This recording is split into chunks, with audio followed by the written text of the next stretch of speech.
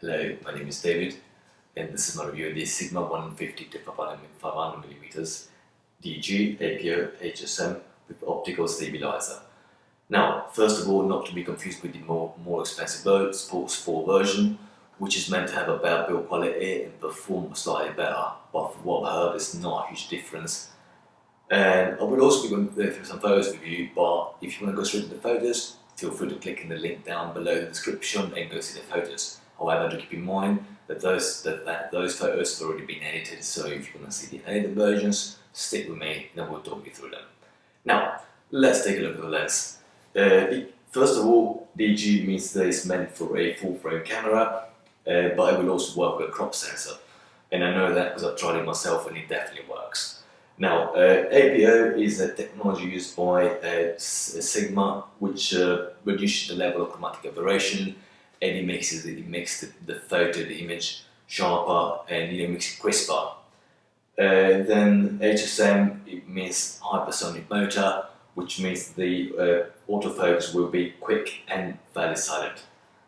Then other thing, well, it's got OS, optical stabilizer, and it's got an aperture of 5 to 6.3 when it's fully extended. Now, it comes with a rear cap, front cap, and a plastic lens hood. That is personally the only thing I don't massively like about this lens. Let's put that on and let me show you how it looks. There you go. Now, on the side there, you're going to have the lens lock. So, as you can see there now, it's in lock position and it doesn't move. However, once you lock it, it will creep. So, just to keep in mind, if you want to, take the lens around with you and just hold it upside down like that, you might want to make sure you lock it first so it doesn't pop open. Then you've got the autofocus, manual focus switch there. So let's switch to manual focus now.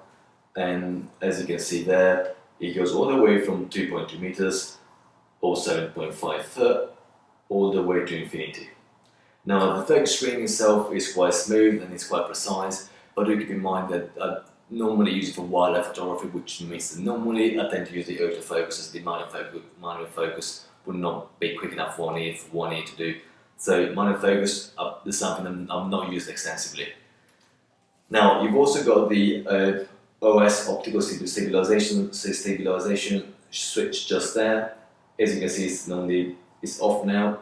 So for instance, you might want to turn it off if, for instance, you're using it with a tripod, or if you want if you're shooting at really high shutter speeds, or otherwise you can put it on the setting 1 there, which means that the lens will correct both vertical and horizontal camera shakes and movements, or you can pick setting 2 there, which will correct only vertical camera shakes and movements, and that will allow you to do things like panning, for instance, if there's something you do. Then you've also got the tripod mount there. So as you can see, you can either use it to take lens around with you like that, like I do, or you can put it on a monopod, on a tripod. You could put your camera strap through there.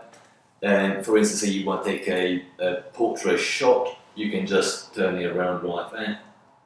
You can have a line just there, and you change it and you do it like that. You can just do like portrait, photos.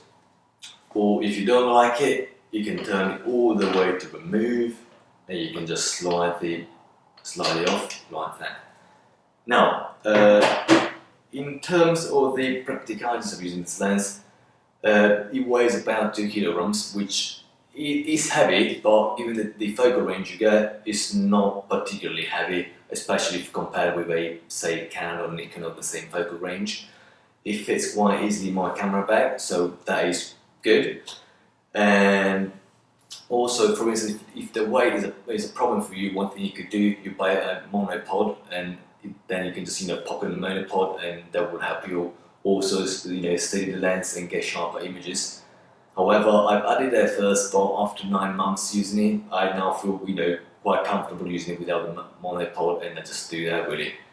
Other things to consider is that the aperture goes from 5 to 6.3, which means that, and keep in mind, that's going to be the same thing with most super telephoto lenses, not just this specific lens.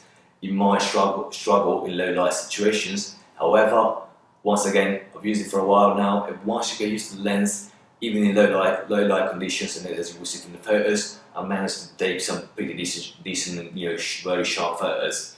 So yeah, that's the main features of the lens. Let's take a look at the photos. Okay, so when taking these photos, I was hand holding the camera, so no tripod or monopod or anything like that. And as you can see, when I zoom right into the eye, it is nice and sharp, very good detail, and overall, I'm very satisfied with how the lens has performed. That's the unedited version. I was shooting at ISO 1000 at 380 millimeters f6.3 at 12,500 per second. It was a nice sunny day, so good light conditions. Was mid to late afternoon. A little bit overexposed as you can see, so let's reduce that a bit and move those shadows. Zoom right in. Once again, nice and sharp. Good detail overall. A really good photo. The next one was taken as the sun was going down.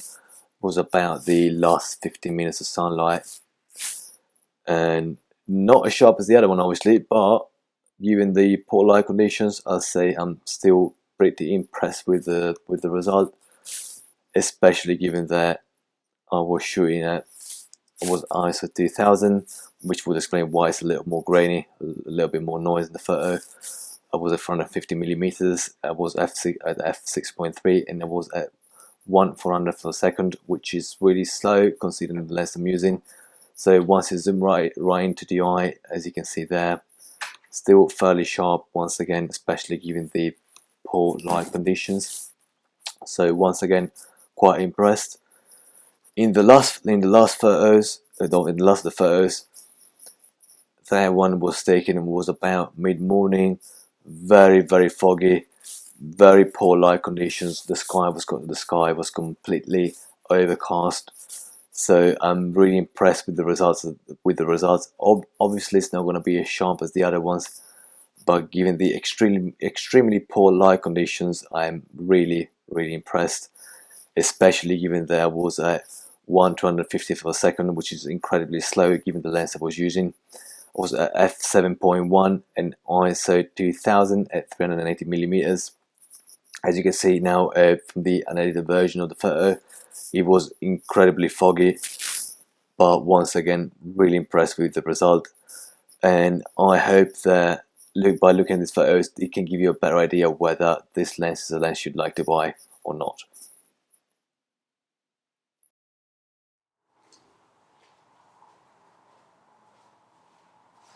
Okay, so well, to conclude with, I would definitely recommend you buying this lens. I think it performs really well. I bought my one second hand from Wax here in the UK, but you can also get I paid my one for £100. You can also get it from as MPB, CX, Amazon or eBay. However, I would really recommend you get it from either Wax or MPB. Reason being, they are professionals. They test them, check them, give them a rating, and you know what you're getting. I will put links to both Wax and MPB in the description down below. I really hope you enjoyed the video, and if you have enjoyed it, do feel free to subscribe to my channel, and I will see you next time.